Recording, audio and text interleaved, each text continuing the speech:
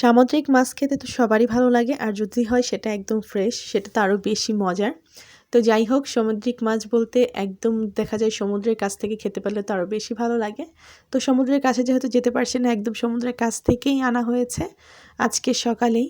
তো সেই মাছটা দেখতে পাচ্ছেন একদম ফ্রেশ, কতটা তাজা লাগছে। এখানে হচ্ছে রূপচাঁদা মাছ। তো এই রূপচাঁদা মাছ কিন্তু আজকে সকালে আনা হয়েছে একদম কক্সবাজার থেকে।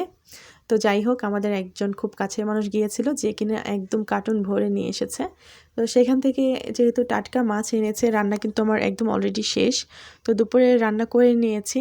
তো সেই সাথে এখন কিন্তু যেহেতু মাছ এনেছে, এখন মাছ কিন্তু ফ্রেশ টাটকা খেতে খুব ভালো লাগে, যার জন্য ভাজার জন্য নিয়ে নিলাম। এখানে নিয়েছি কিছু বাচ্চাদের জন্য, আর সেই সাথে নিয়েছি আমাদের জন্য কিছু, কারণ বাচ্চারা যেহেতু একটু ঝাল কম খায়, তাদের জন্য একটু ঝাল কম দিয়ে নিয়ে নিলাম। তো এখানে আমাদের জন্য যেগুলো নিয়েছি সেগুলোতে একটু হলুদ, মরিচ এবং লবণ দিয়ে দিচ্ছি।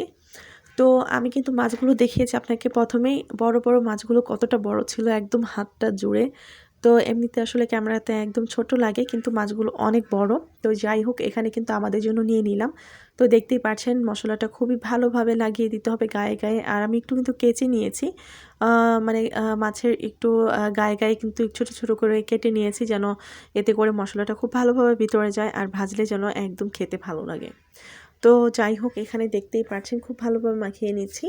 মাখিয়ে নেওয়াটা অবশ্যই ভালোভাবেই করতে হবে, কারণ যত বেশি ভালোভাবে দেখা যায় গোশত মাখানো হয়, তত বেশি গোশতের টেস্ট বাড়ে। ঠিক তেমনই মাছটাকে সুন্দরভাবে একদম মশলা ভিতরে ভেতরে দিয়ে মাখিয়ে নিতে পারলে সেটা কিন্তু খেতেও ভালো লাগবে। তো এই যে মাছের মাথাগুলো কিন্তু আমাদের জন্য নিয়েছি, যেহেতু বাচ্চারা খাবে তাদের জন্য লেজের সাইডটাই রেখেছি। তো এখানে বেশিরভাগ মাথাগুলোই নিয়ে নিয়েছি। তো এখানে একদম খুব বেশি গাদাগাদি করে দেব না, এতে করে কিন্তু মাছগুলো ভেঙে যাবে। একটা জিনিস জানেন, সামুদ্রিক মাছ কিন্তু এমনিতে অনেক নরম থাকে। এমনিতে দেখবেন যখন একদম কি বলবো, কাঁচা অবস্থায় একদম শক্ত, আর যখন চুলোতে দেবেন আগুনের মধ্যে দিলেই কিন্তু একদম সফট হয়ে নরম হয়ে ভেঙে যায় অবস্থা। ঠিক সেরকম রূপচাঁদা মাছটা কিন্তু একদম টাইট ফিট ছিল।